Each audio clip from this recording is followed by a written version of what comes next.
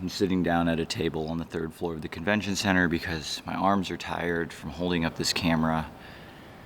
And it's a lot of walking, so I'm gonna sit here, sip my water out of my compostable plastic cup, and tell you about Hoka 2025. 3 shoes, 2 updates, 1 new model. Let's start with the new one. That is Hoka Mafate X. It has a PIBA drop-in insert, supercritical carrier, an H-shaped carbon plate, a brand new, much more open woven mesh. One of the themes of TRE I've noticed is more open mesh. We're bringing breathability back, which is very fun.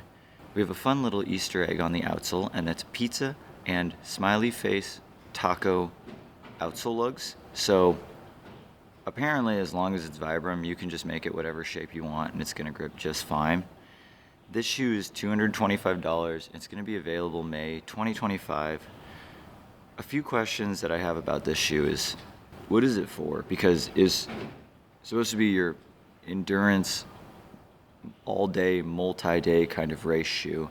I'm really curious what the addition of the carbon plate is gonna do for a shoe like this, when the purpose is around long days where it's a mixture of running and hiking. I don't know if we need carbon plates in a hiking shoe. The PIBA drop-in is pretty cool. I'm a little skeptical of the weight of the shoe. It's a little chonky, but that was just, again, like eyeballing it by holding it. That one's May 2025. We'll definitely try and get our hands on it as early as possible. We also have an update to the beloved Mafate Speed 4. Dropping the speed, we're just now Mafate 5. This is gonna be fall 2025, so we're looking pretty far down the road. Mafate 5 gets an interesting plate. So it's a plastic plate that's 3/4 length. So it starts in the forefoot and goes to about the midfoot. And they call it a rocker integrity technology plate. The rocker integrity technology plate is there to make sure that the rocker of the shoe stays intact as the foam starts to break down. So they want you to have that pop and that smooth rocker feel no matter what stage of life the midsole foam is in. I'm very curious to test that out and see how that feels in the long term. Also, what they did is we split the midsole foam into 2 pieces. So I think we've talked about this on the channel where we were curious to see what this concept would feel like. So right underfoot is the firmer foam, and it's a supercritical EVA. And then against the ground is the softer foam, and that's just a regular EVA. Their idea behind that was you have the softer foam to absorb the rock impacts and not shake the shoe as much, and then you have a little bit firmer foam with some pop right underfoot. On paper, it seems awesome. I think that idea would work really well.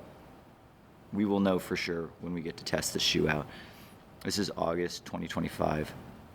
No price yet. I'll see if I can find it though. Last update, which again is an interesting one, but also somewhat boring. Challenger 8. They made the forefoot a little bit roomier. They made the midfoot a little bit roomier because the Challenger's always just been kind of a pointy shoe. Still same EVA midsole foam. But one of the biggest things that Hoka is actually doing is, I know that they're doing it to the Challenger and the upcoming Bondi.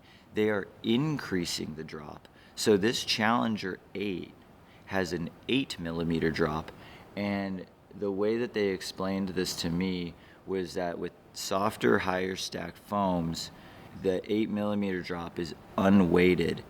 And when we run and we apply more pressure to the heel, the midfoot, and the foam starts to break down, for most people it breaks down a little bit unevenly. So we want to have a little bit more room for that 8mm to sink down to 6 or 4.